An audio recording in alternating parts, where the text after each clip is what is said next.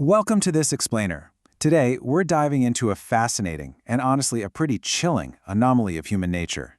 The brilliant mind quietly destroying its own potential. We usually assume a high intellect is the ultimate advantage, right? Like a protective shield that just guarantees success. But what actually happens when that exact same intelligence turns inward?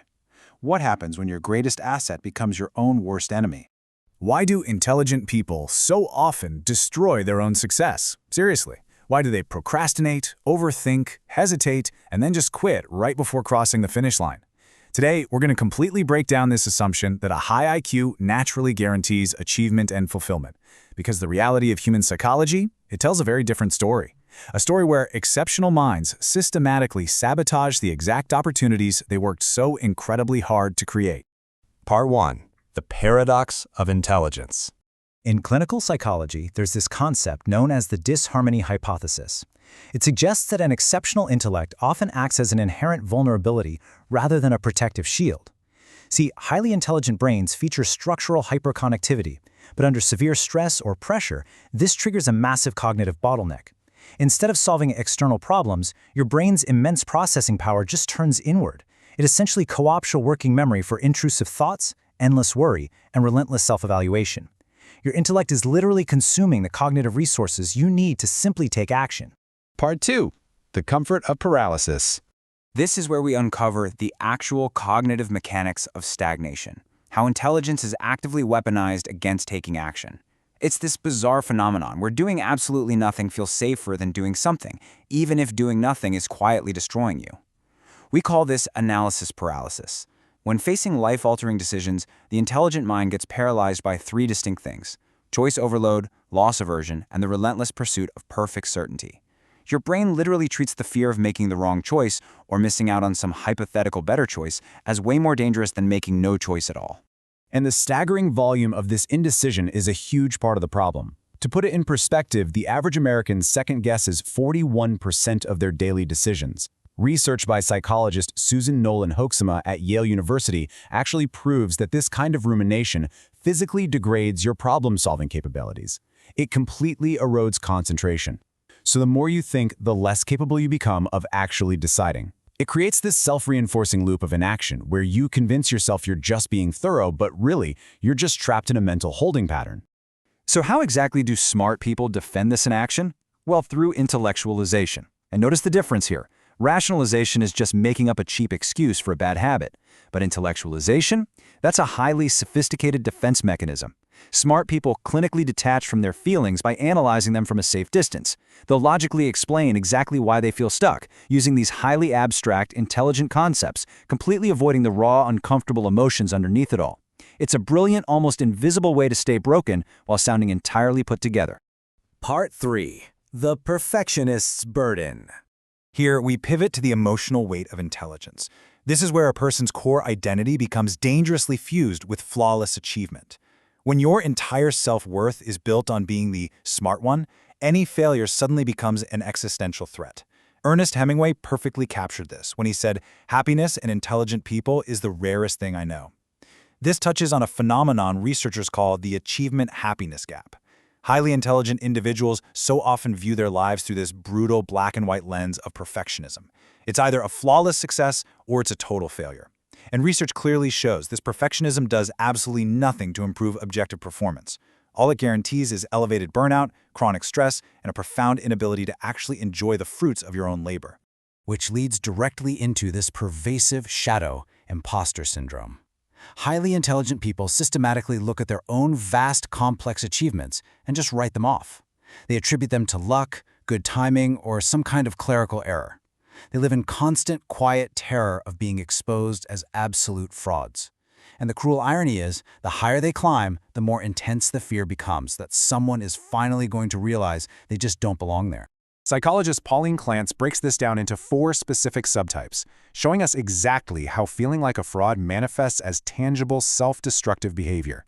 If you're the perfectionist, you sabotage yourself through severe burnout. If you're the natural genius, your intelligence made early learning so incredibly easy that the very moment a task requires actual sustained effort, you just quit. The expert hides behind endless obsessive research, and the soloist refuses collaboration to the point of complete isolation and failure. So which one of these do you recognize in yourself? Part 4. The Fear of Success. Now we're shifting the narrative even deeper, because for many high achievers, the ultimate uncomfortable truth is this: failure isn't the primary terror, success is. Abraham Maslow introduced this profoundly unsettling concept called the Jonah complex. Named after the biblical figure who ran from his destiny, it explains the deep ambivalence gifted individuals feel toward their own calling. It is, quite literally, the evasion of your own potential. Maslow noted that we thrill to our godlike possibilities, yet simultaneously shiver with weakness, awe, and fear before them. So why is success so terrifying? Well, because success demands extraordinary responsibility. It forces a massive identity shift. Think about it. If you actually succeed, you can no longer play the victim. You can no longer blame your circumstances. Success strips away all remaining excuses for stagnation.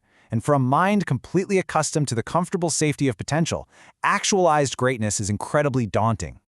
Part 5. The Dark Truth Within. To truly understand why we fight ourselves, we have to descend into the deepest, most uncomfortable roots of self-sabotage.